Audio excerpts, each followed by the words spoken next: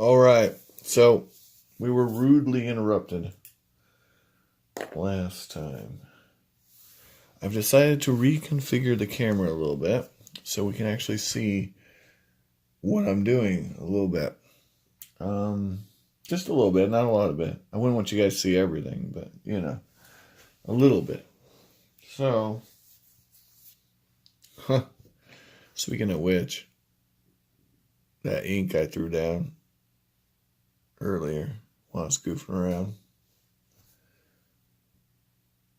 Not the most terrific thing in the world. Here's our model. Now, I did a few things while you were gone. One, you might notice the bases turned black. This is because I used a black ink on it. Nothing fancy, I just splashed a little on there. It needs actually touched up quite a bit. But that's what this is for. And by the way, guys, black, you don't need to buy fancy paint. Plenty of pigment in there. Hold that thought, though. I gotta do something real quick.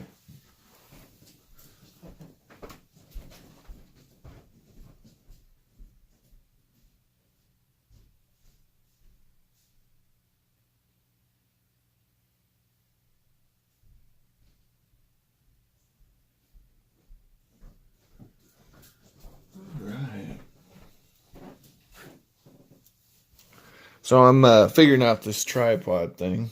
Pretty exciting stuff. Woohoo. But we are painting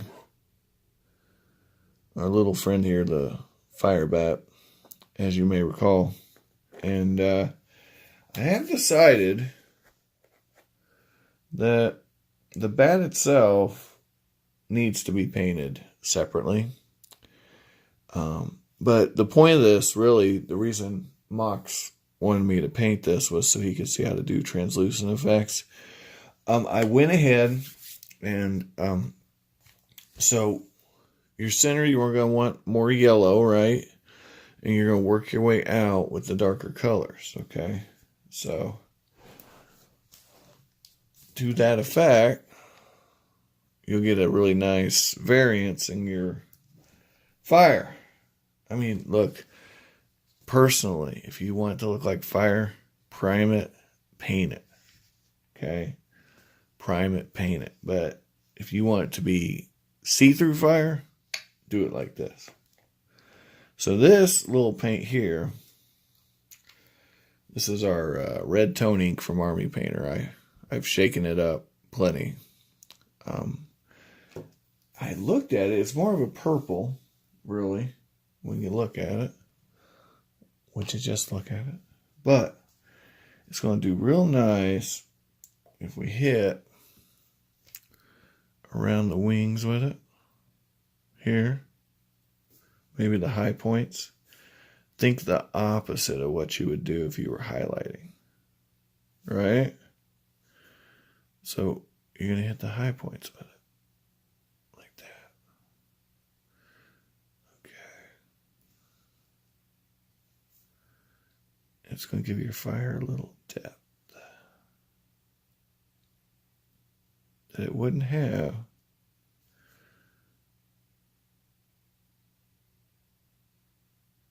and still keep it translucent, which is the effect we're going for, in theory. Now, the body of this bat I am painting, okay? It's not going to be translucent. That just looks dumb. But I may not do it for this tutorial because now we're actually getting into some painting. But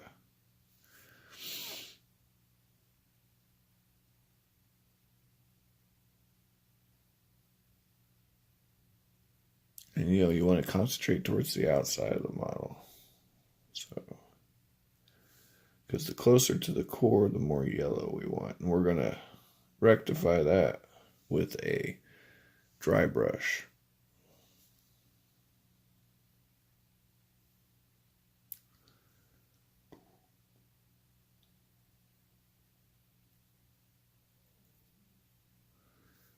See, we just hit it in the middle. And yeah, no good. Don't let it pool. Let it pool. No pooling.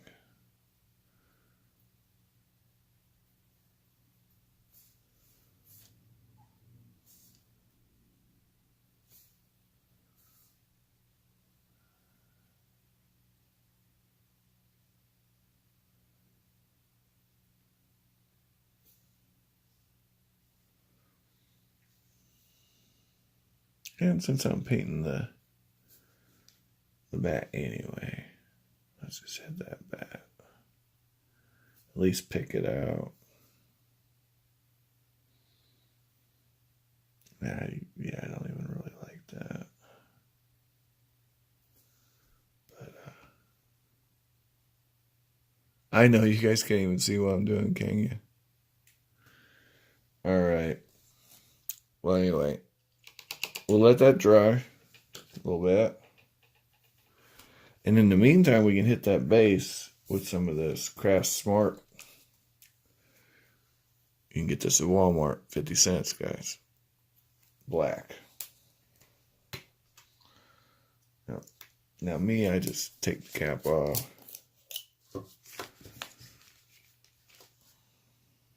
Dab a little out.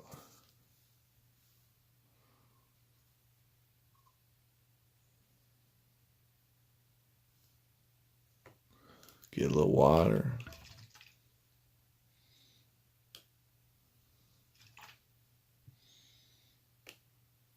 Mix her up a little bit. Get that consistency right. It's a little watery. Easy fix. Easiest fix in the world.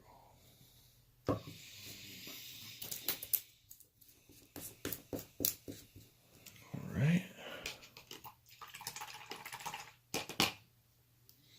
Man, time flies when you're making these videos. So yeah, we're just gonna hit this bad boy up.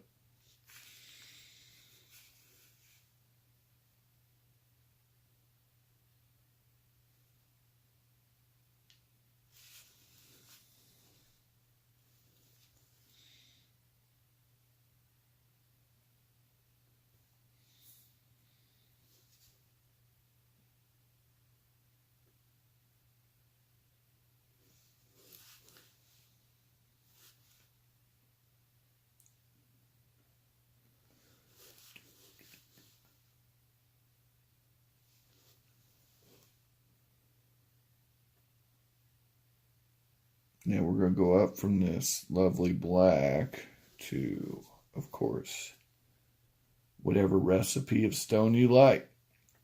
If you like a particular recipe, there's lots of online tutorials on how to make stone look like stone. Okay. But we can mess with that later. Right now we're just trying to get a fire bat. Fire bat. Now, check it out. So, rather than holding it up to the light and losing our video again, I brought our little friend, the flashlight. So we can see that the model is still translucent.